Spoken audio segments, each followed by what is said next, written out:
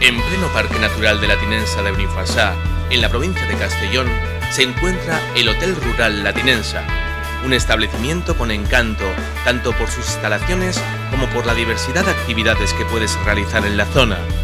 El hotel cuenta con 11 habitaciones totalmente equipadas, con baño completo y todas las comodidades que necesitas. La Tinensa dispone de bar, cafetería y restaurante donde degustar la gastronomía tradicional de la comarca. Desde el hotel puedes practicar numerosas actividades al aire libre, como recorrer la montaña en bicicleta, realizar rutas en quads, paseos a caballo o practicar senderismo.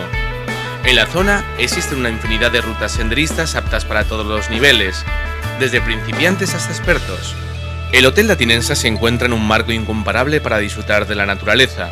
Muy cerca se encuentra el pantano de Ulldecona, al norte de Fredes, donde disfrutar de su agua verde, transparente y rodeada de pinos. Además, en esta zona de Castellón predominan los municipios con historia y con numerosos lugares todavía por descubrir. Desde La Tinensa puedes visitar pueblos como La Pobla de Benifassà, Fredes o Ballestar, pueblos con encanto que no puedes dejar de visitar. En los macizos del Port de Tortosa-Beseit, muy cerca de La Tinensa, destaca su naturaleza virgen. Se trata de un verdadero paraíso con más de 800 kilómetros cuadrados, en el que encontrarás numerosas especies animales autóctonas como la capra hispánica, símbolo del macizo y de estas tierras. Hotel La Tinensa, alojamiento con encanto en un entorno incomparable.